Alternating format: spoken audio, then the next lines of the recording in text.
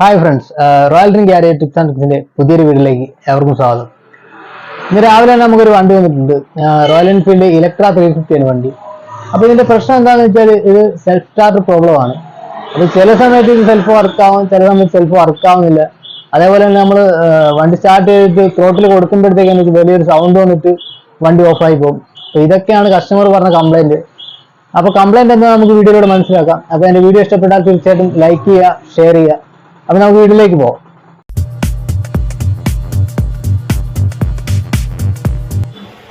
Friends, ഇതാണ് വണ്ടി.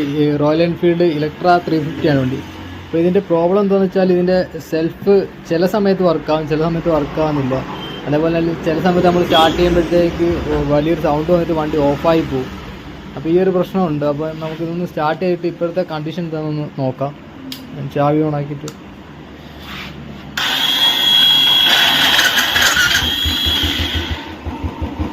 ഇതുണ്ടല്ലേ, ഇതിപ്പോൾ ഞാൻ കുറേ നേരം ലോങ് പ്രസ് ചെയ്തിട്ടാണ് വണ്ടി സ്റ്റാർട്ടായത്. അപ്പോൾ ജസ്റ്റ് ഞാൻ കൈ കൊടുക്കുകയാണെങ്കിൽ ചിലപ്പോൾ വലിയൊരു സൗണ്ട് വന്നിട്ട് ഓഫ് ആകാനുള്ള ചാൻസ് ഉണ്ട്.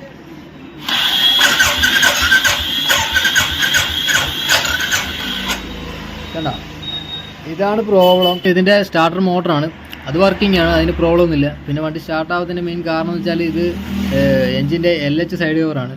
ഇതിനകത്ത് വൺ വേ ക്ലച്ച് ഇല്ലെങ്കിൽ സ്പ്രാഗ് ക്ലച്ച് എന്ന് പറയും.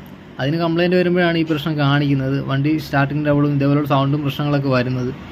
അപ്പോൾ ഈ ഒരു കംപ്ലയിൻറ്റ് വന്നാൽ നിങ്ങൾ ആ ഒരു കണ്ടീഷനിൽ വണ്ടി ഓടിക്കാതിരിക്കുക. ഓടിച്ചാൽ ചിലപ്പോൾ എഞ്ചിൻ പണി വരെ വരാനുള്ള ചാൻസും വളരെ കൂടുതലാണ്.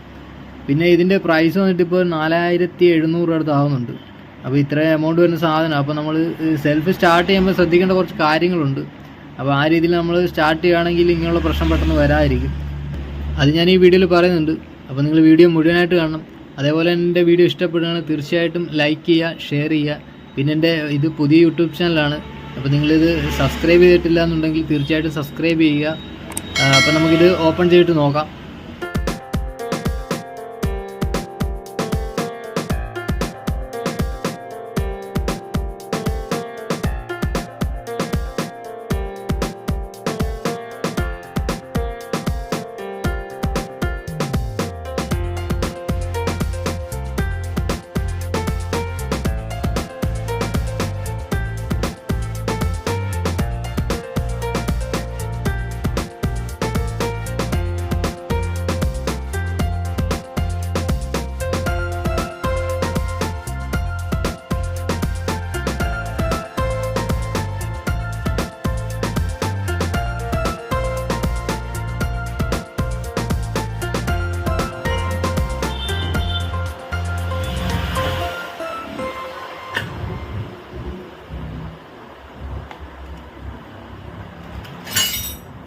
നമ്മൾ കവർ ഓപ്പൺ ചെയ്തിട്ടുണ്ട്.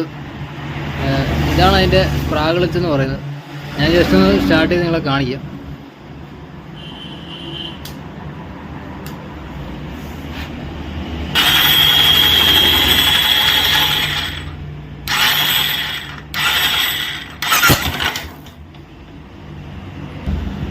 ഇതാണ് പ്രോബ്ലം. ഇത് ഫ്രീ ആയിട്ട് കിടന്ന് കറങ്ങുകയാണ്, എൻജിനെ കറക്കുന്നില്ല. അപ്പോൾ നമുക്കതൊന്ന് റിമൂവ് ചെയ്തിട്ട് ഞാൻ അത് കാണിച്ചു തരാം.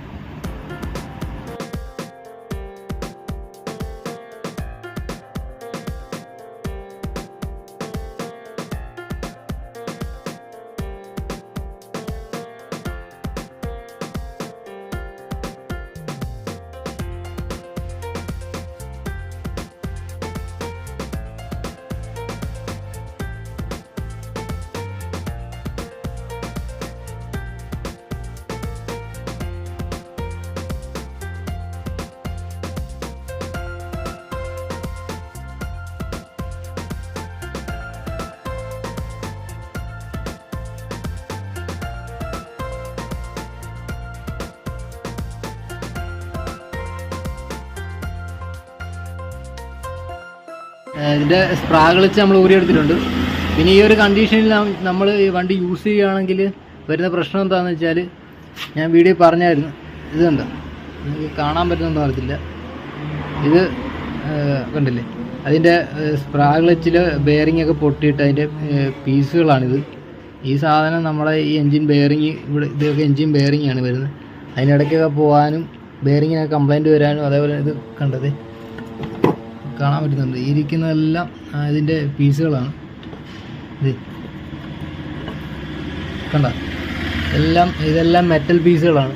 അപ്പോൾ ഇതൊക്കെ വെച്ചുകൊണ്ട് നമ്മൾ വണ്ടി ഉപയോഗിക്കുകയാണെങ്കിൽ അത് എൻജിൻ പണി വരാനുള്ള ചാൻസ് വളരെ കൂടുതലാണ്. കാര്യം ഓയിൽ പമ്പിങ്ങിനൊക്കെ പ്രശ്നം വരും.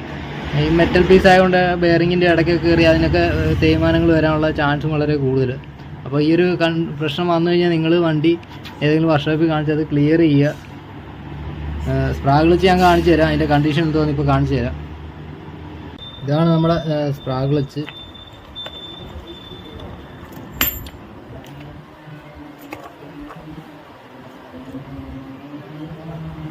ഇത് കണ്ടില്ലേ, ഇതിവിടെ കണ്ടില്ലേ, ഫുള്ള് തേയ്മാനം വന്നാണ്. തേയ്മാനം വന്ന് പോകാൻ ഇതിൻ്റെ ബെയറിങ്ങിൻ്റെ കണ്ടീഷൻ കണ്ടോ?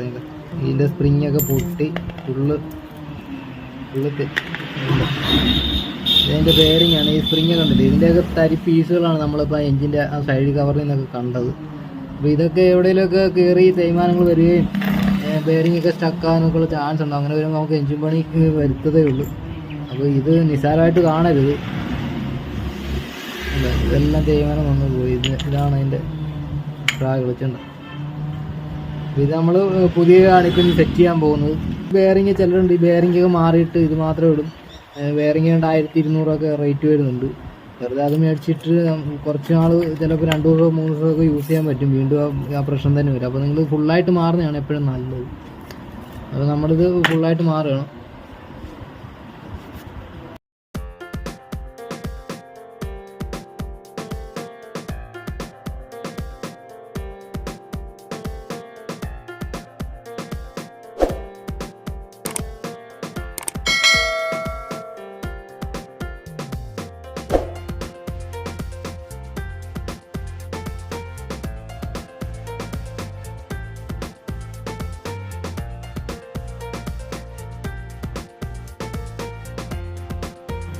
ഇതിൻ്റെ ഗമ്മെല്ലാം നമ്മൾ റിമൂവ് ചെയ്തിട്ടുണ്ട്. ഇനിയിപ്പം സ്പ്രാഗ് സെറ്റ് ചെയ്തിട്ട് സ്റ്റാർട്ട് ചെയ്യാം. ഇത് പുതിയ സ്പ്രാഗ് ക്ലച്ചാണ്. ഇതിൻ്റെ ബെയറിങ് ഇതാണ്. അതിൻ്റെ ബെയറിങ് ഇത് ഫുള്ള് പൊട്ടിക്കിടക്കുമായിരുന്നു പഴയത്. ഇതിട്ട് നമ്മൾ സെറ്റ് ചെയ്യാൻ പോകണം.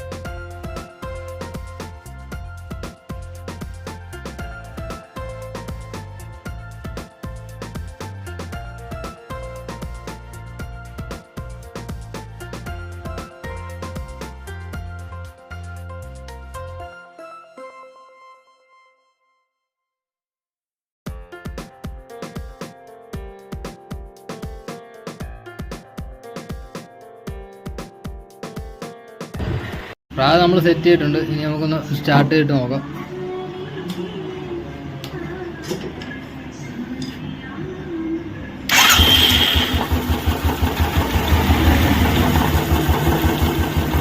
നല്ല സ്മൂത്തായിട്ടുള്ള വർക്കിംഗ് ആണ്. വേറെ സൗണ്ട് കാര്യങ്ങളൊന്നും ഇല്ല.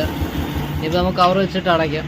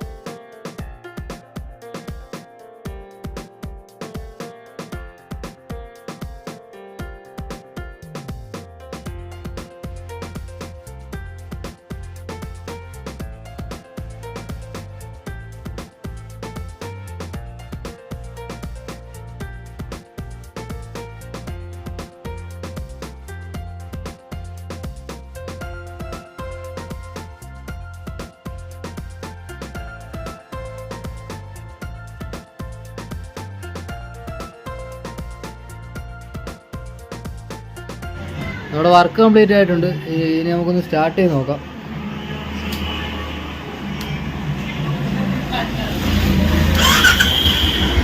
ഇപ്പോൾ നമ്മൾ ജസ്റ്റ് ഒന്ന് ടച്ച് ചെയ്യുമ്പോൾ തന്നെ സ്റ്റാർട്ട് ആകുന്നുണ്ട്. മറ്റേ ആദ്യം നമ്മൾ ഭയങ്കര ലോങ് പ്രസ് ചെയ്തൊക്കെ പിടിക്കണമായിരുന്നു, കാരണം സൗണ്ടും കാര്യങ്ങളൊക്കെ ഉണ്ടായിരുന്നു. ഇപ്പോൾ സ്മൂത്താണ്, വണ്ടി സൈലൻ്റ് ആണ്. സെൽഫ് സ്റ്റാർട്ട് ചെയ്യുമ്പോഴത്തേക്ക് നമ്മൾ 3 കാര്യം ശ്രദ്ധിക്കണം. ഒന്നാമതായിട്ട് നമ്മൾ സെൽഫ് അടിക്കുമ്പോഴത്തേക്ക് ഈ ക്ലച്ച് ലിവർ പിടിച്ചിട്ട് വേണം ഈ സെൽഫ് ബട്ടൺ അടിക്കാനായിട്ട്. അതേപോലെ തന്നെ നമ്മൾ ഗിയറിൽ ഇട്ടുകൊണ്ട് ഒരിക്കലും സെൽഫ് യൂസ് ചെയ്യാതിരിക്കുക. പിന്നെ നമ്മൾ ഈ സെൽഫ് ബട്ടൺ അമർത്തിക്കൊണ്ട് ആക്സിലേറ്റർ റേസ് ചെയ്യാതിരിക്കുക. ഈ 3 കാര്യങ്ങൾ നിങ്ങൾ ശ്രദ്ധിക്കുകയാണെങ്കിൽ ഈ വൺ വേ ക്ലച്ചിന് പെട്ടെന്ന് ഒരു കംപ്ലൈൻറ്റ് വരുത്തില്ല, കൂടുതൽ ലൈഫ് കിട്ടും. അപ്പോൾ ഈ 3 കാര്യം തീർച്ചയായിട്ടും നിങ്ങൾ സെൽഫ് യൂസ് ചെയ്യുമ്പോൾ ശ്രദ്ധിക്കണം. എൻ്റെ വീഡിയോ എല്ലാവർക്കും ഇഷ്ടപ്പെട്ടെന്ന് വിചാരിക്കുന്നു.